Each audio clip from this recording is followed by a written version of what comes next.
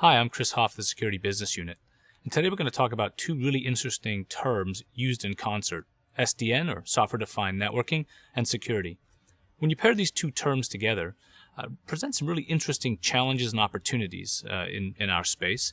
And usually I like to take a complex topic and chop it up into more consumable fashion. So we're going to talk about securing SDN, which is how do we take the systems that represent SDN, the protocols, the new operational models, the new deployment technologies, and actually secure that infrastructure.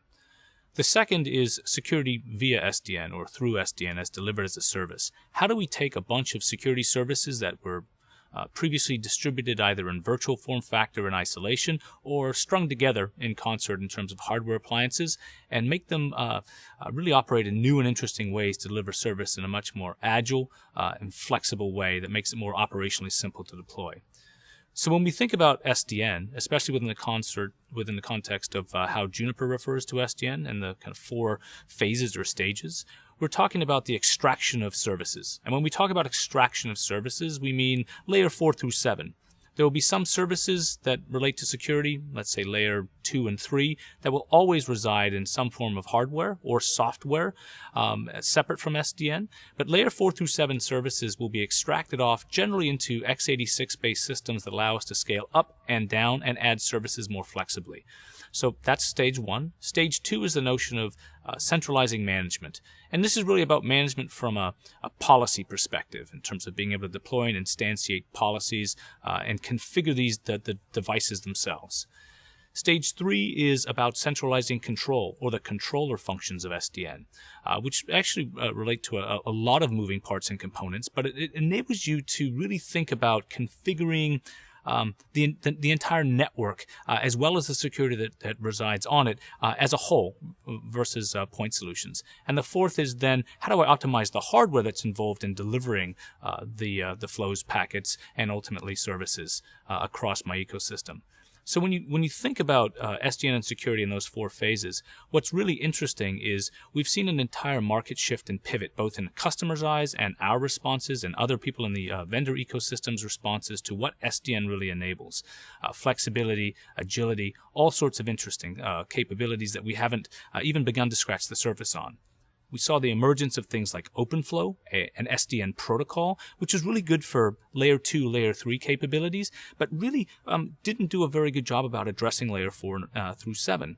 So what we're starting to see now is this notion of the extraction of services, but really interesting ways of taking those services and doing things like traffic steering and service insertion, coupling virtualized sets of services together in ways that we haven't been able to do before, mostly because the way in which we have instantiated them, kind of separate products, separate management consoles, and they really weren't aware of one another. There's no communication between services.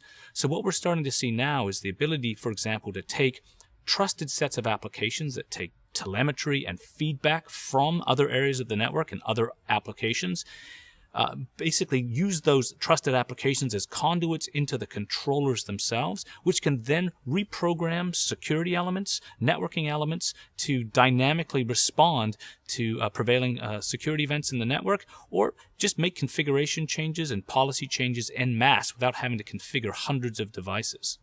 So it's really fundamentally exciting to see how SDN and the dynamism and agility and what it means from a network programmability perspective vis-a-vis automation really does in the security space.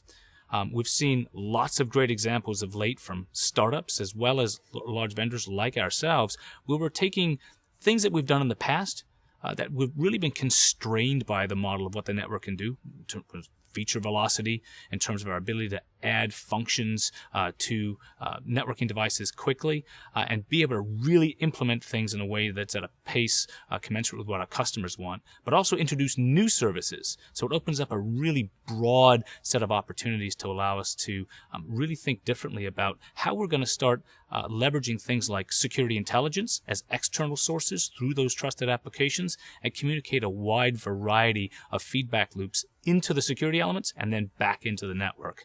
So stay tuned for more news and interesting developments as it relates to SBU's SDN plans, the services we plan to offer, and what that's going to do to make Juniper's all-up end-to-end story about SDN even more compelling.